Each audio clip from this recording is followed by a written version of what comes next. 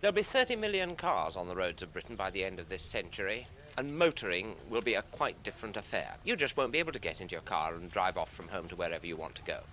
And here at the Road Research Laboratory today, they've been giving us some glimpses of what car using will be like in the future.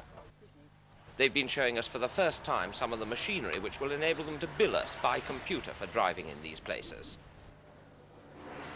The idea is that at the entrance to the busy city centre or at other crucial points on the road, there'll be electrified loops of wire underneath the road surface.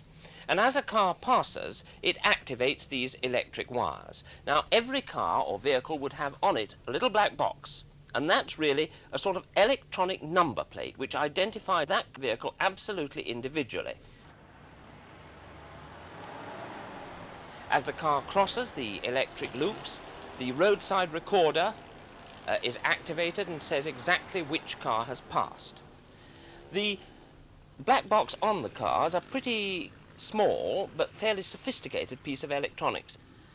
And then the roadside recorder is either a mini computer or connected to a big computer, and it's from there that will eventually come the bills that we'll have to pay for travelling in the city centre, or perhaps in the further future something even more complicated. It may actually be able to talk to us, to guide us.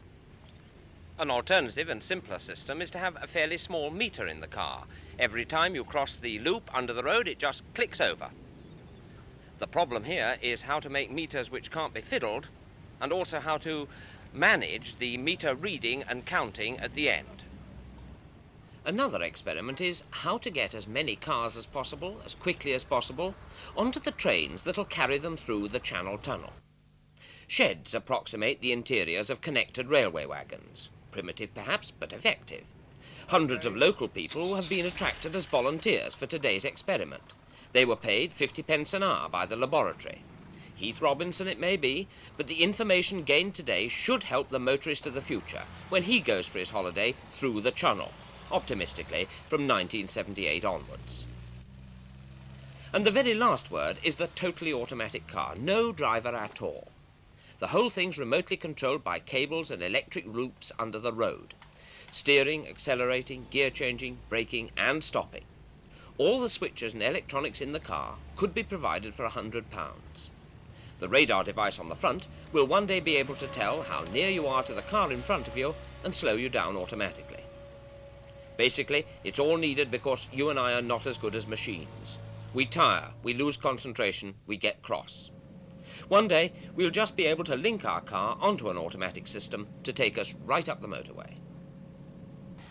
So we've had a glimpse or two of driving of the future.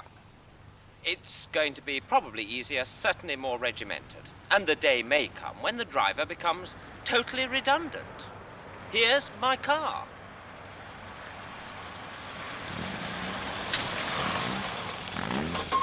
And away we go.